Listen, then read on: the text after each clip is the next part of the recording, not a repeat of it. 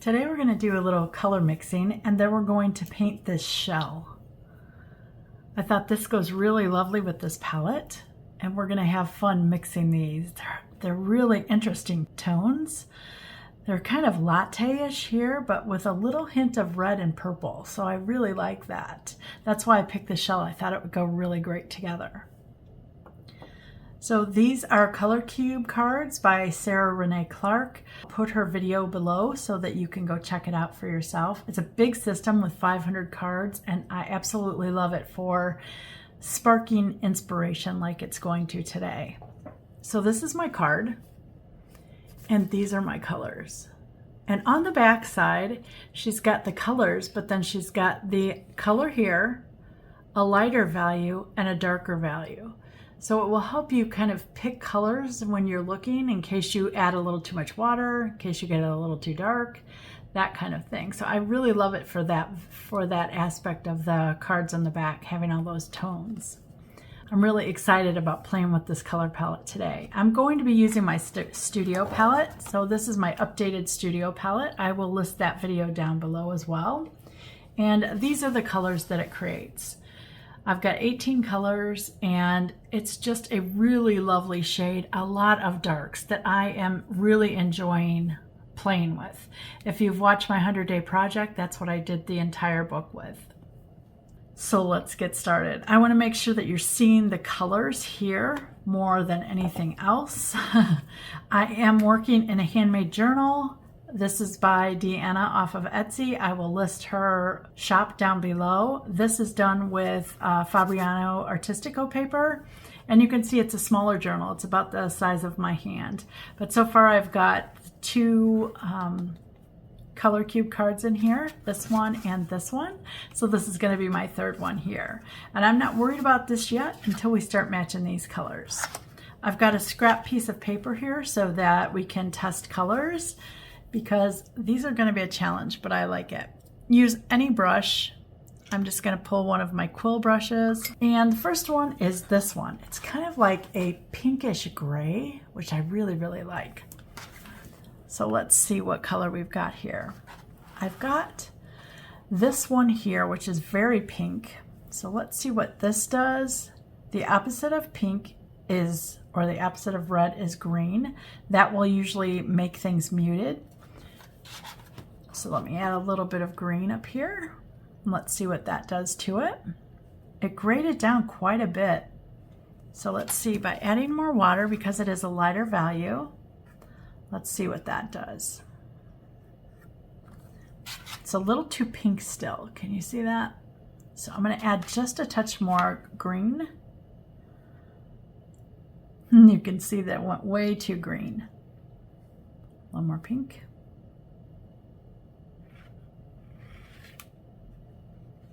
That's better. You see that it neutralized it a little bit more from that puddle to this. I think that's a very nice color. Look at that. So I just need to add a little more water. So I'm dipping my brush in a little bit of water. That's my first color.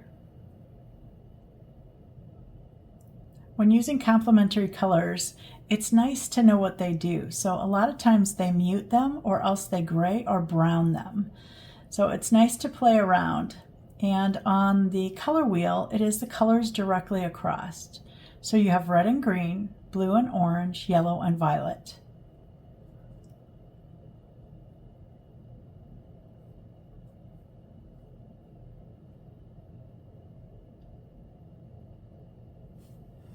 That looks really nice. Look at those two colors. Pretty. This one might be a little pinker, but we'll see when that one dries. I've got a lot of water on this one. I am going to splash, but I've got to let that dry a little bit. This is cotton paper, so I can't really splash now because it won't give me the droplets that I want. I've got to let it kind of dry first. Now we're on to this color. Look at that. I'm anxious about that color. I love that.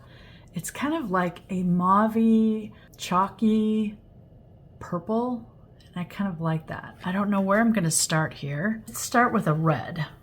So I've got a perylene red here,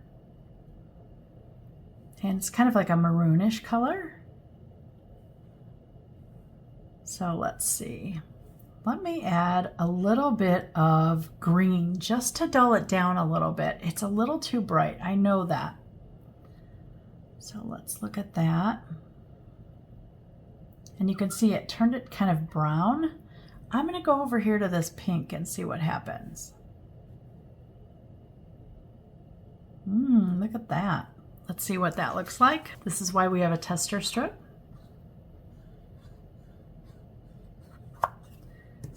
So I don't think I'm quite dark enough, but that's a really nice tone. Let me try a purple. I have this color called Artemis, which is a dark purple. See how dark that is? Let me show you on here. See that?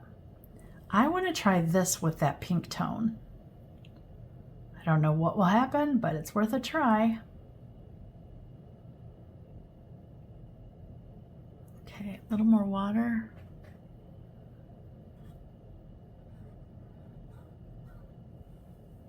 Let's see. Not bad. I think I need just a touch more pink. Let's look at that.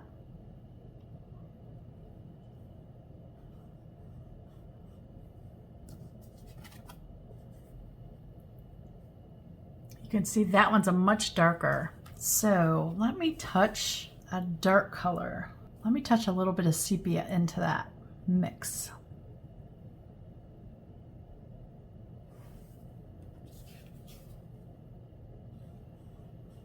Oh yeah, that's better. I don't know if it's the right tone. Let's check it out.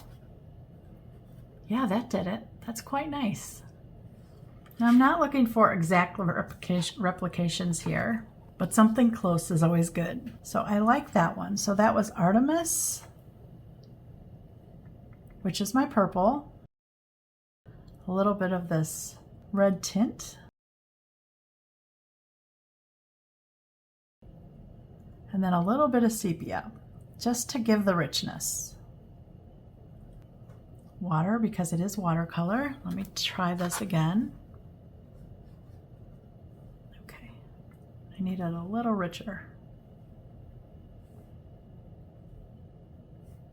Not so watered down.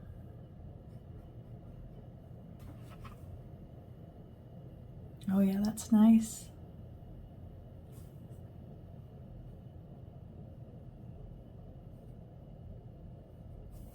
To keep the depth of the color, I had to use less water.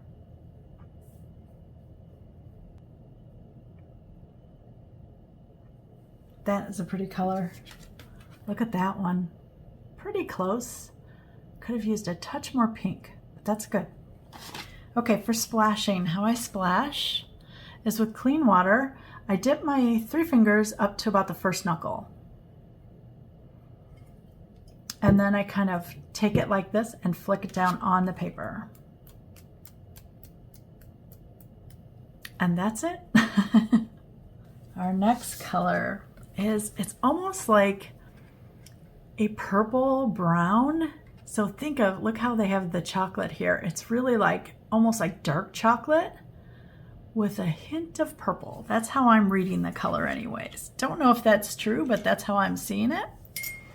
So I want to go with that Artemis, which was the purple. If you don't have purple, mix red and blue together. And I'm going to touch a little bit of sepia and see what color that gives me.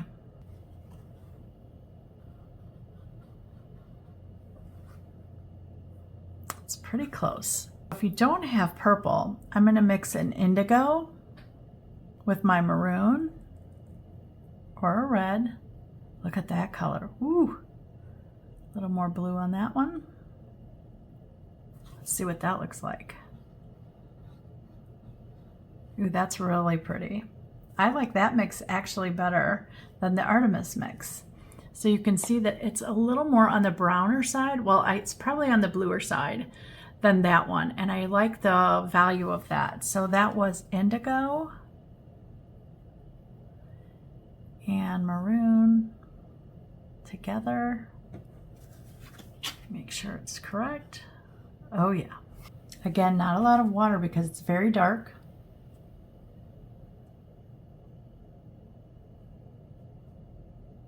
The reason I bought these color cube cards were to get me out of my comfort zone as far as color combinations. And I'm loving thinking of the subject, but I'm also like practicing my colors because these are colors that I don't normally use. I don't normally use purples, but I'm liking what they do so far. Look how rich that is. And I want you to see how close. Look at that. That's really pretty. I am going to splash that.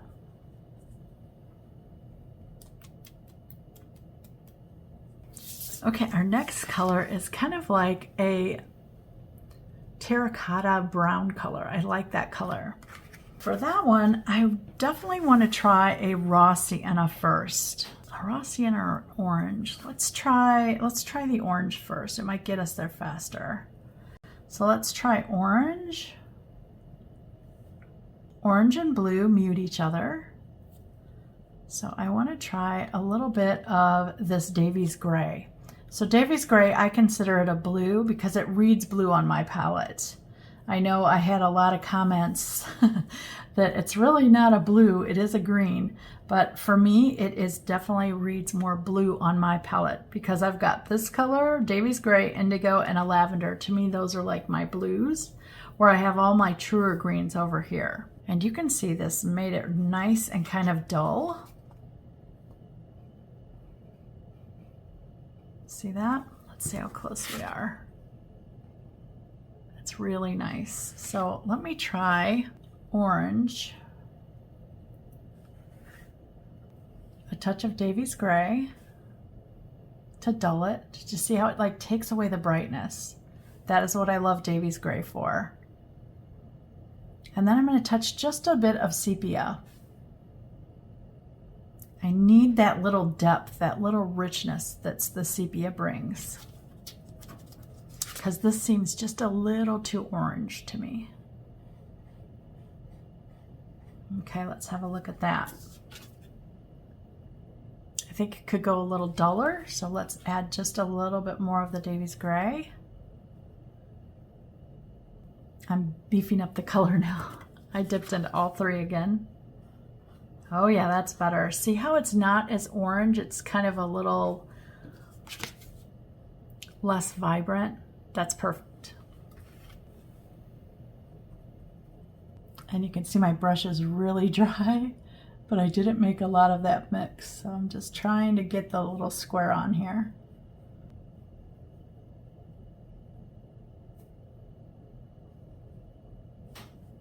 Look at that palette so far, you guys. Let's see how we did. Yeah, that looks really nice. Okay, our last one. This one is really a brown. You can see though that for me, I would say it has either a touch of blue or a touch of green in it. So I want to try the sepia with a little bit of blue and then a sepia with a little bit of green, and let's see which one is closest. And the reason I'm saying that it has one of those colors added is it doesn't seem like a true brown to me. And especially my sepia. I've used sepia since I started watercolor, so I know it's something else other than the sepia. It might even be a touch of raw sienna. I don't know yet. We'll have to try that. So let me get a couple puddles of sepia out here. I'll try one with raw sienna as well.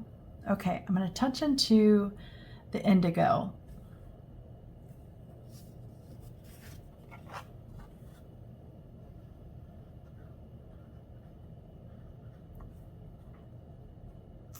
I don't think it's that. The next one I'm going to touch into the green.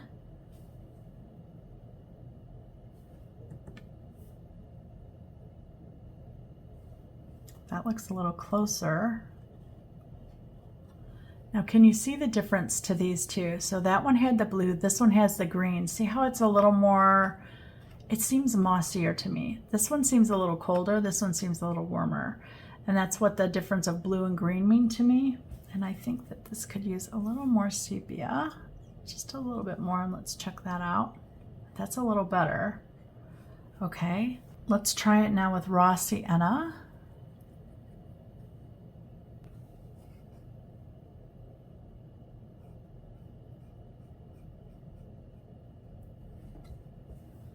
That one's not bad. See, out of all of them so far. Okay, I'm gonna try it with the red.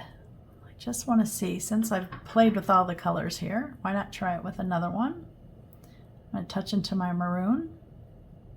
There.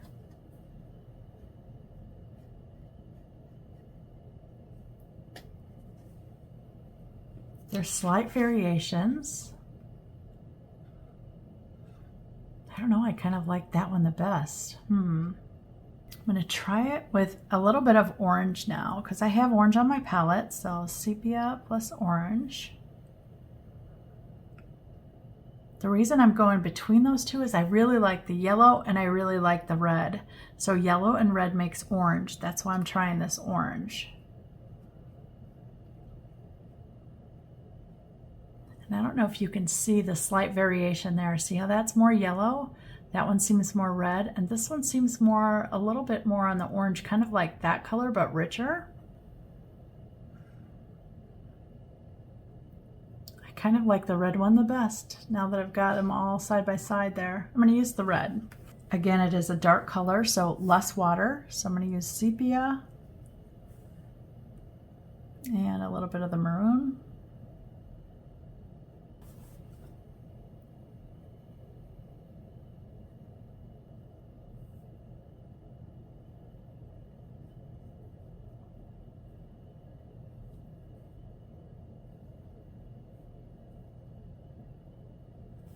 That color's a tad redder than this one, but I really like the value.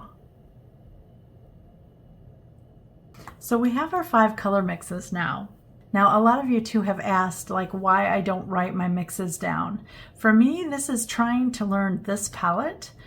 I can write them down, but of course I have the video too, but that is why I haven't done anything on the opposite page, so that if I want to take the time to write it down, I can. If you are just starting or using a bunch of different palettes, I definitely would write the colors down just so that you can use this as like a color mixing book, so that if you ever want to flip through here and get inspiration, say you want to mix this palette, something from this palette, and something from this, that you have the exact mixes.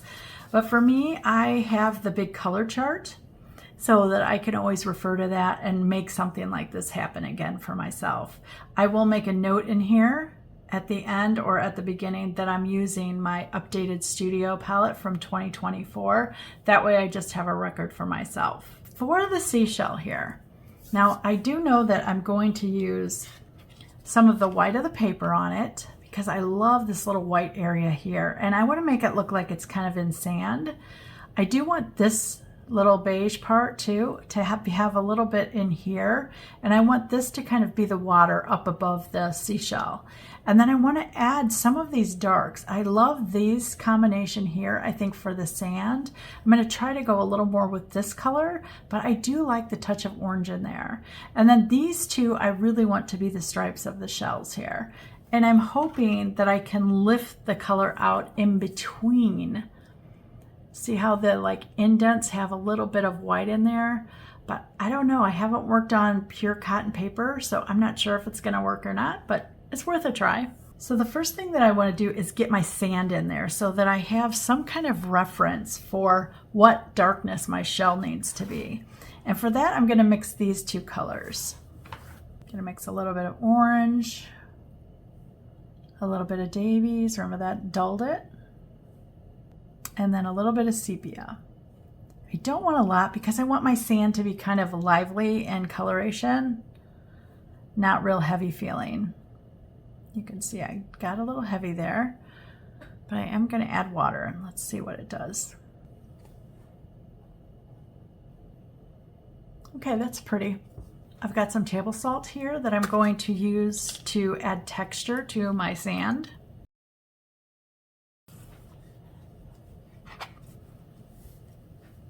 I know I want it heavier right next to the seashell here, kind of like a shadow.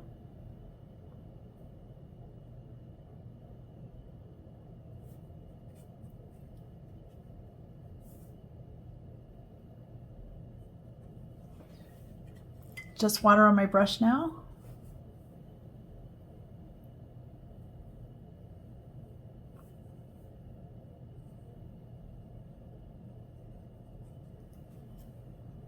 more water.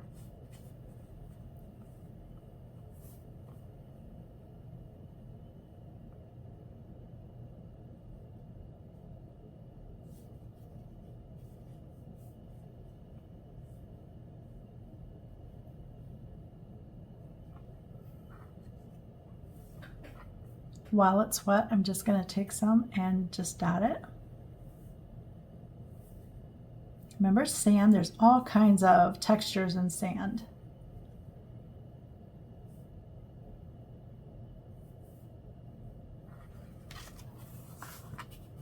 I want it a little lighter up here.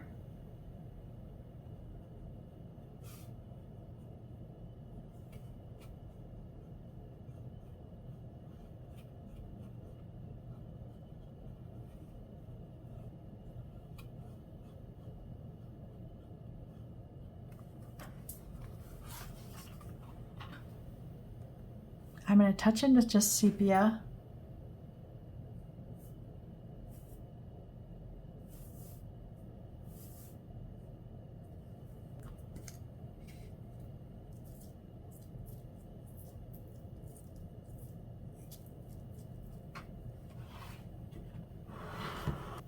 I'm going to let this dry just a little bit before I splash it. But while this is wet, I want to come up here with this light color. That was this pink here. Little touch of green to neutralize it. Not that green. A little more on the peachy side. Okay. That's pretty good. A lot of water here.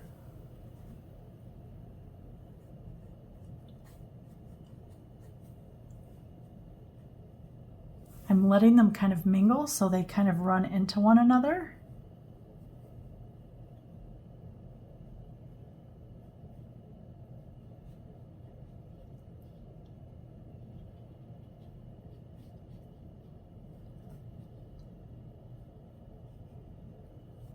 Just water on my brush now.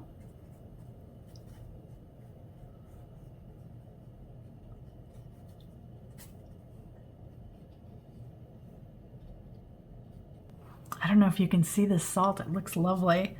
I'm going to add some salt to that up there too.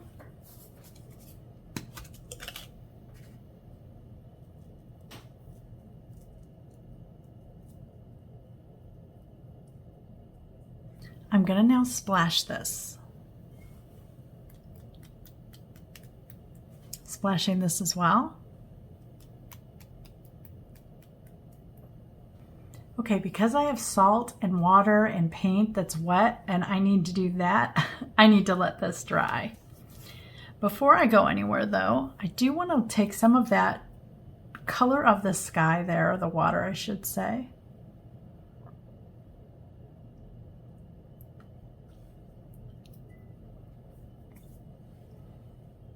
And I want to pull that down into my shell.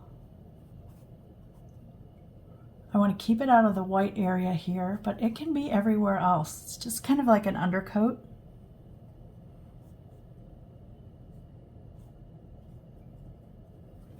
Just water.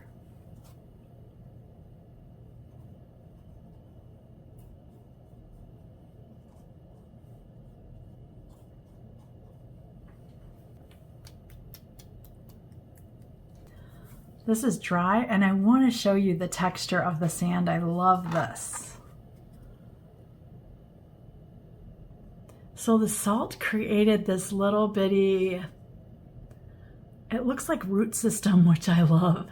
And you can see where I dotted that pure sepia, it added a really nice speckle, and then spattering the water gave it a little bit more life and movement. And you can see even a little bit up here, which I really, really like.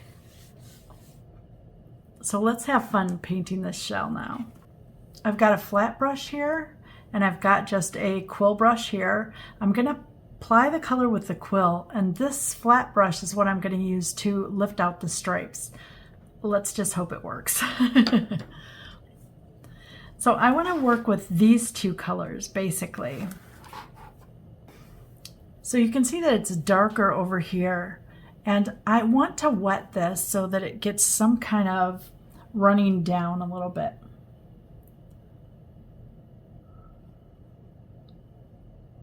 Just going right to the shell's edge. I should be using clean water instead of my dirty water here.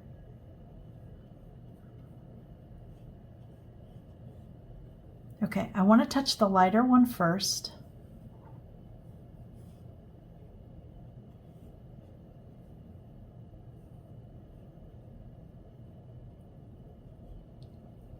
And then what I'm going to do is kind of pull it. Now in here, let me show you this on the shell.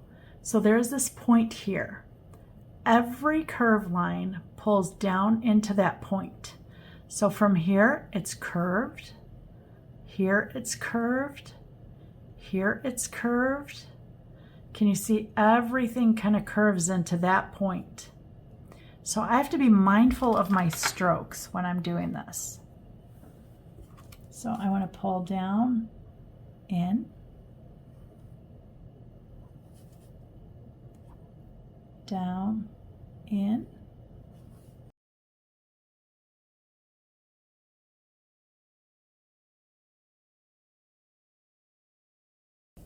See how I'm leading directions? That's exactly what I want to do. Now where I've got the points up here, I want to add a little bit of fringing. So I'm just kind of touching here and there so that it gives not a straight edge, because a shell is very bumpy on the edge.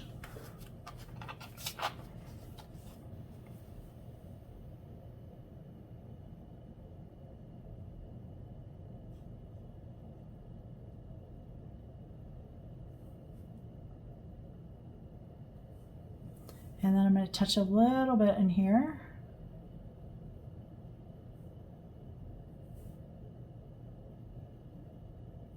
That's creating that little circular area here.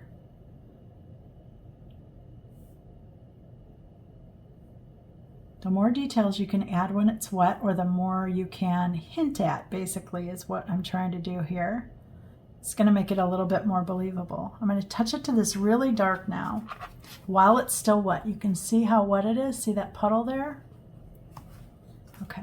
Be a little bit more deliberate now.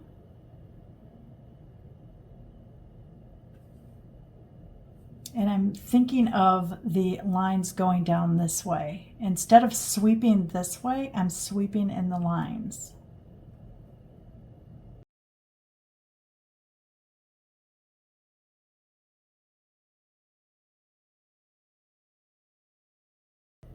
Okay, I'm going to just touch into here with a little more water. Oops. A little more water on my brush. Let's see if I can pull some more lines down.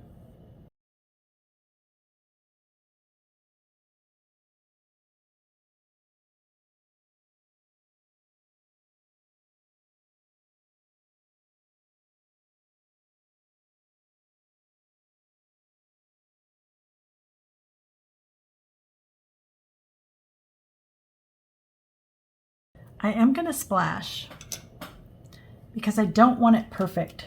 I want it to have, you know, like, think of sea splashes and maybe some sand is splashing up from the water. I am wetting this flat brush now, and I'm going to squeeze all the water out of it so that it's nice and straight. See how pointy the chisel is there? That's what I want, because I want to drag it from here on up, creating little white lines. I might even drag it down. Let's see. I'm going to flip it upside down for myself. Now I'm looking for the white area here, so I'm actually scrubbing a little bit.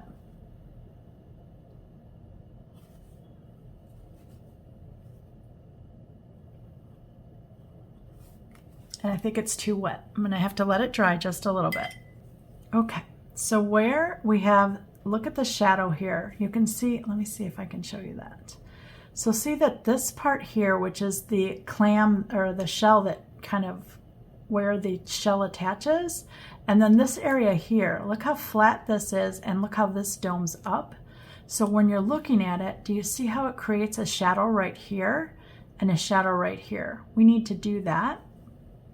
And I'm going to look on my palette here for just whatever color I have. It's a dark shadow color. So I kind of like this brownish color, that one right there, especially next to the sand.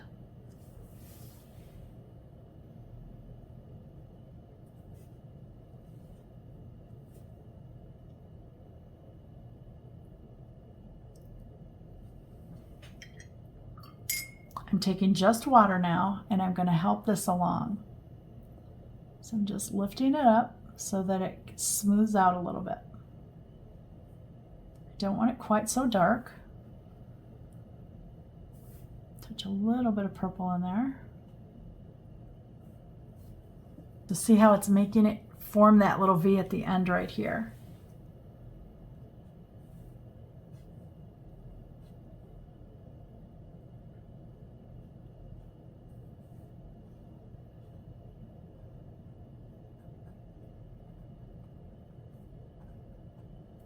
Just kind of spreading that sand color around to pick up a little bit of this purple that I have here.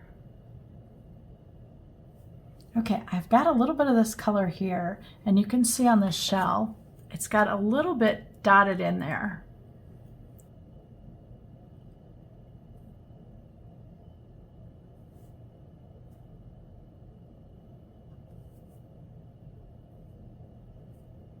The more of this palette I can get into the shell, the more it looks like it belongs here. Because I splashed everywhere else, I have to splash this new area as well. Otherwise, it is smooth when everything else is textured. That looks so cool. Look at it so far. Isn't that nice? I really like how these two kind of play into one another. What I don't like is like that little hard line being kind of outlined all the way across. I'm going to scrub it right here, soften it a little. I'm going to scrub it between these two colors, soften it.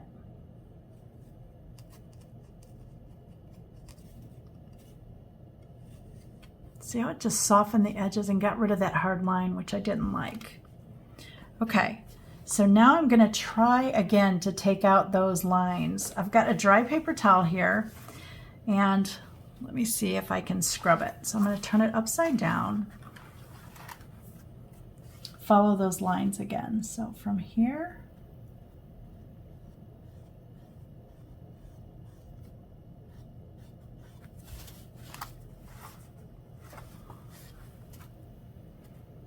okay. Chisel edge again, make sure that it stays nice and skinny. That one got a little too fat.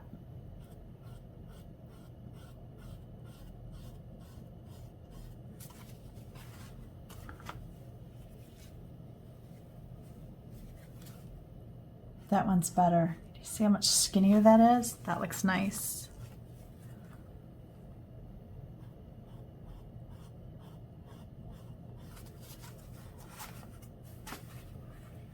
I'm being very mindful when I'm pulling. I'm looking at that bottom edge right there. Remember, all the lines lead to that.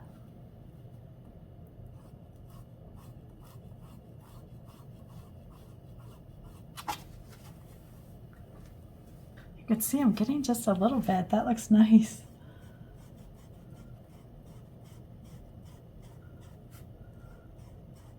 I'm like nervous because I don't want to press too hard and wreck my paper.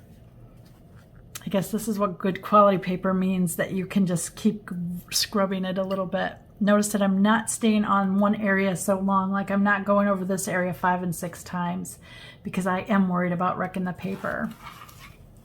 So you can see what that did is it gave it some nice, I want to call them vertical lines, but I'm not sure if that's really the correct term.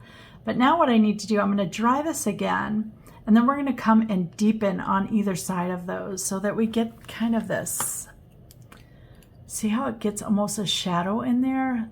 That's what I need, is that richness.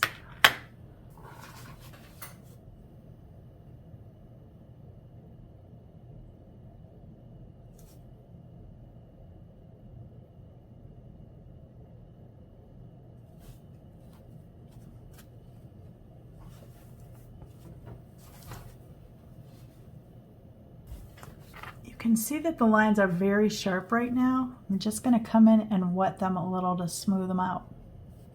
I don't want them that harsh.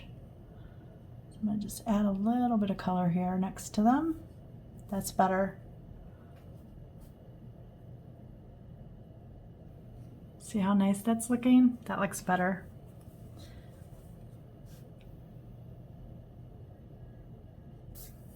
And that is my color palette. This was number 324 of the color cube, number 334. And look at the colors. I really love the way that they turned out. This one's a little redder here, but I'm pretty happy with everything. It looks nice. It made this look really beautiful. And that's why I like these color cube cards. I would have never picked these colors for sure to do the shell.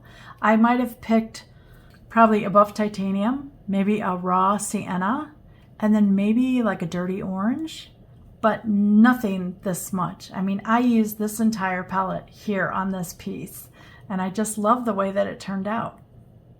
If you were inspired by this number 324, please leave me a comment below. I would love to hear your thoughts on it. And thanks so much for watching.